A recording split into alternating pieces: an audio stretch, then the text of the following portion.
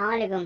हम इस वक्त ये कोयटा टाउन में हैं, जहाँ परवेज़ मसूद ने ये 33 टैंक्स लगाए थे, इसलिए कि यहाँ पे श्रिम्प की फार्मिंग करने वाले थे और इन्होंने बड़ा लोगों को बोला कि जी हम यहाँ पे इतना कमाएंगे, इतना पूरे पाकिस्तान में होगा। तो मैं आपको दिखाना चाहता हूँ, ये इनके टैंक है, ये इसका हाल हुआ है।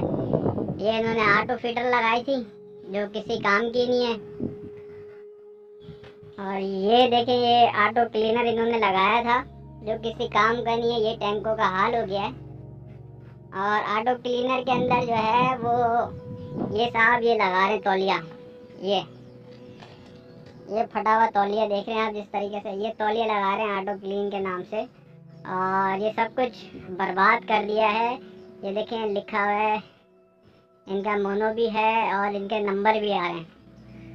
तो बराए मेहरबानी इस फ्रॉडिये से बचें। ये लोगों को चूना लगा रहा है और ऐसी डेड चीज़ लगा के दे रहा है जो किसी काम की नहीं है।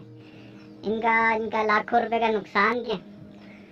तो ये अभी सारे टैंक खुल रहे हैं, ये किसी काम के नहीं है और बहुत बड़ा लॉस हुआ है। इसने कहा कि श्रिम्प की फार्मिंग होगी, तो कोई श्रिम्प की कोई फार्मिंग नहीं की, इसने झूठ कहा, और कोई इसके पास सीड नहीं है। ये लोगों को बेवकूफ़ बना रहा है कि जी ये हम दे रहे हैं। ये देखें ऑटो फीड, ये ऑटो फीड है इसकी, ये देख रहे हैं।